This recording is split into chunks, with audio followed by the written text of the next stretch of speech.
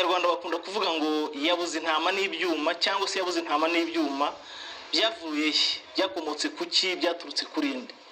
Mu mwaka w'1800 ku ngoma ya Gahindiro ikigoma na Muyange hari umugabo akitwa Rwasine ngo akaba inshuti ikomeye cyane na Rugaju kuko ngo bari barabyirukanye iwabo, bari baraturanye no kwa se wa Rugaju, ubwo ni kwa Mutimbo kuko Rugaju yari wa Mutimbo wa Senkunda ya Kaguga. Nuko Rwasine rero ngo aza kumenya ko Rugaju yabaye umutoni ukomeye wa Gahindiro, aho kujya guhakwa kuri Gahindiro kujya guhakwa kuri Rugaju.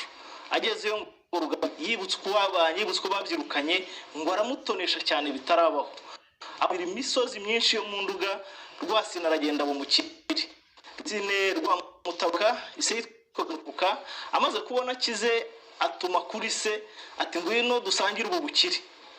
Ise ngo araza musanga mu Nduga n'umuhungu we Rwasine, ariko Mutabaruka ngo yagenza umugenza n'abantu babita nk'abaturi kuko ngo yafataga intama akazigurana mu buberuka amasuka, none amasuka bamuhaye akayagurishamo imfizi n'inka z'ingumba akazongera akazibyazamo inka. We niko kazi yikoreraga babitaga abagenza. Mutabaruka rero ngo ageze mu bukire bw'umuhungu we umuguranga arakomeza, nubwo yakize nubwo batunze inka nyinshi, ariko wa mwuga w'ubugenza akajya akomeza akagurisha intama mu buberuka, bakamuha amasuka akayaguranamo ingumba n'ibimasa. Bukeye inkuru ngugera kuri Rugaju ko ngo abo yatonesheje babaye abatunzi bakaba n'abagenza.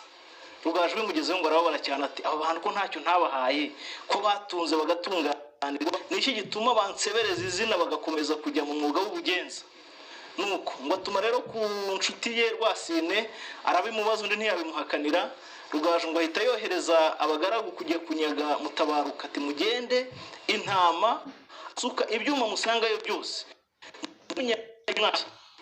genda gasakiza urugo rwo Baruka ntama amasuka bayana asozi ivuga ati muze murebe Mutabaruka azongera kuvuga iki ko abuze intama akaba abuze n'ibyuma bavuga ayo masuka.